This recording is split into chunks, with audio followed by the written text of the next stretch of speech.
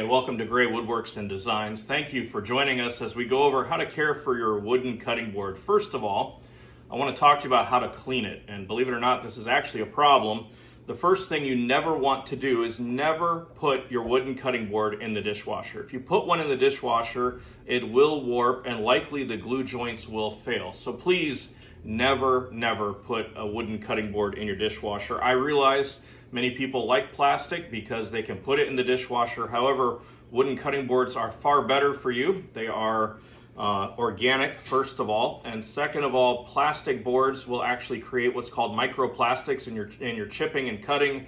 And personally, I don't know about you, but oil-based products are not something I want to ingest voluntarily. Now, before we get into how to butter or how to care for your cutting board, the first thing I want to talk to you about is how to clean it. I simply wash my cutting boards with, some of you may recognize this, a detergent of simplicity that you can spray onto it. You can scrub the cutting board. I recommend these things right here. It's a Scrub Daddy. The rougher ones work very well for that as you scrub the surface. And if you get stuff that's been left on overnight, if you use some of these nylon or silicone scrapers that are available at most big boxes, these are invaluable. Never use any kind of stainless steel wool, or anything with some kind of a metal embedded in the nylon. What can happen is that metal can get stuck into the surface of your cutting board, and if it's a lighter color board particularly, it can create staining on the board and ruin the overall appearance of it. It is fixable by a professional, but you'll really save yourself some headaches in the long run if you just stick to the real simple stuff like a Scrub Daddy, a silicone scraper, and a simple detergent. Never soak your board in water. It's the same principle as the dishwasher. Just lightly, spray some of this on, wipe it down as best you can, and then rinse it off, and then leave your board to dry. Now, you'll notice my cutting board has these silicone feet on the bottom. And if you notice, it actually holds it in place on this relatively smooth concrete counter very well. Without those feet, you can see that it would actually move somewhat, not terribly, but it would move some in my cutting application. So this is far better for that. The reason I bring that up is if you don't have feet on your cutting board, you should store the board on edge so air can get to all sides of it. And there are numerous ways to do this, whether with board stands, or if you lean it up underneath the countertop or against a wall or something like that. So long as air can get to all sides, you'll have a less likelihood of it warping, although many cutting boards, almost all of them, will tend to warp on you over time, and we'll talk about how to deal with that in a few minutes. So first of all, you want to make sure your board is clean and dry. I recommend cleaning the board the day before. I've actually cleaned this board yesterday in preparation for this. This board is a little over 3 years old. It has a beautiful, it's made from walnut. It's in grain. It's one of the first boards I've ever made, and it is a bow tie design, and it's really faded to where you can't see that very well. But I'm going to show you how, through using the proper board butter, it'll actually bring it to look brand new. The scratches will fade, the darkness will reappear, and most importantly, the protection of the board will be properly put into it. And that's really important. And so let's talk about board butter. This is my own board butter that I make. If you order this from us, it contains 2 ingredients. It contains mineral oil and beeswax. Many of the board butters that you could buy at the big box stores, hardware stores, wherever that may be, most of those contain numerous additives, which I can't even pronounce, and most of them are what's called flow additives, so that when you squeeze the bottle, the board butter will flow out of the nozzle onto the board itself.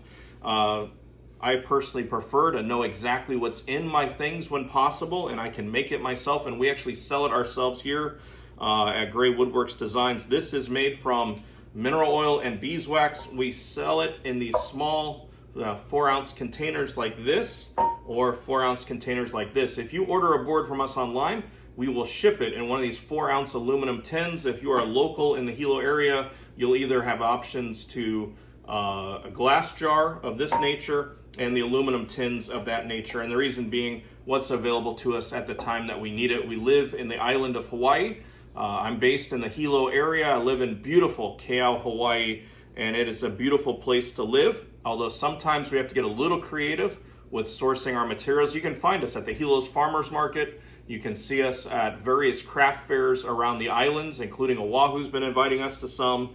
You can check out our website, Gray Woodworks Designs. You can find us on Facebook and Instagram under the same names, and we post things that are going on there. So with that in mind, your board butter should contain 2 elements, mineral oil and beeswax. You can make your own, and I'm happy to share with you the formula. I'll make a video on how to do that another time. Most board butters are made with a 4-to-1 ratio, 4 parts mineral oil, 1 part beeswax. I use a little bit more beeswax because I live in a very tropical area. 4-to-1 in the Hilo area with the temperature and the humidity tends to separate and becomes a little messy. If you live in more of the mainland, more Midwest, maybe Northeast, maybe Northwest, you'd be fine with a 4-to-1 ratio, and that might work better for you. Here, I find that 3-to-1 is a perfect ratio to where it doesn't separate and it sets up really well. I'm very happy with that. The only other things that might ever be included into our board butter is if you get a scented board butter. We are experimenting with lemon oil and rosemary oil. It's from this wonderful company right here. I have friends that represent doTERRA, and I actually take this every day for my own kidneys, and I think the lemon oil smells wonderful. We also are experimenting with maybe some other citrus oils as well as rosemary oil to add scents to our board butter. If you're interested in that, just know that the only thing ever in our boards, mineral oil and beeswax, and if there's a scent, we will be adding some kind of a high quality oil to create that scent behind the scenes. Now, let's talk about the frequency of board conditioning. The rule of thumb with boards is you should condition the board 1 time a day for the first week, 1 time a week for the first month, 1 time a month for the first year, and then after the first year at minimum once per quarter. I also add one thing to that. Whenever you wash the board, inspect it, because you will see a substance coming off of it. That's actually the beeswax material, and you may need to reapply that. For the first year, I recommend reapplying it after every time you wash the board. And you're like, well, I do that every day. Well, the first week, by the time you get the board, the first week is normally conditioned by us. We will put instructions in on how frequently you should begin buttering the board. But most of the time, we've had it for a week, and it's been conditioned for once a day for that first week. But as you wash the board regularly, you will just begin to notice how often you should add that. So don't be afraid to use more of this. Too little and the board will crack, it'll warp, it'll separate, it'll chip, it will not look good. It might even take up a very nasty smell, and that's a really bad situation. We'll cover that in another video, how to deal with that. But in all honesty, just avoid that, because if you take care of it, this board is over 3 years old, it's used daily, it's been abused. I have done rough chopping with meat cleavers. I have chopped up steaks, frozen meats, pork tenderloins, pork ribs, vegetables, you name it. I have chopped it on this thing, and I have not been nice to it. I have used this board really hard just to see what it would look like. And 3 years later, I am still very pleased with the condition and service of this cutting board. So first of all, what we want to do is make sure that our cutting board is clean and dry. The next thing we want to do is to take some board butter, and we're going to take a decent amount of it, and we're going to take a paper towel. I like to use very simple materials when possible. And we will begin to just evenly coat and work that board butter in on all sides of the board. Depending on the condition of that board, it might soak this in right away. As this board is already soaking it up pretty heavily, it needed this pretty badly. Or it might sit on top for a while. Whichever way it does, that's fine. I recommend continuing to put the board butter on until it comes to a place where it just kind of sits on top. You might have an initial very thirsty area of the board that soaks it in really quickly. You might have an area of the board that doesn't take it as quickly as other areas. That's totally normal.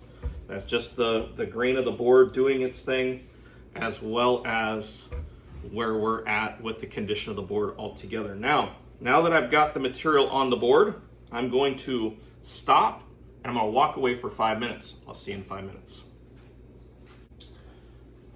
And through the miracle of time, we are back, and that's only been a few seconds for you, but for me that was 5 to 10 minutes. I recommend letting this sit for at least 5 minutes, not more than 20 minutes. I have let it sit for longer before.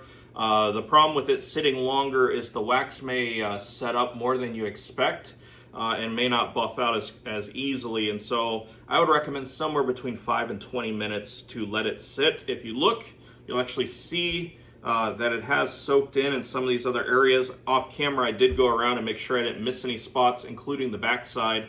But as we get started here comes the elbow grease part. We take a pile of paper towels and we're going to rub kind of in a circular back and forth motion to just start massaging it in.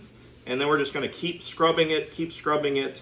And you're going to see that between the paper towel and the wood itself, the wood will absorb it.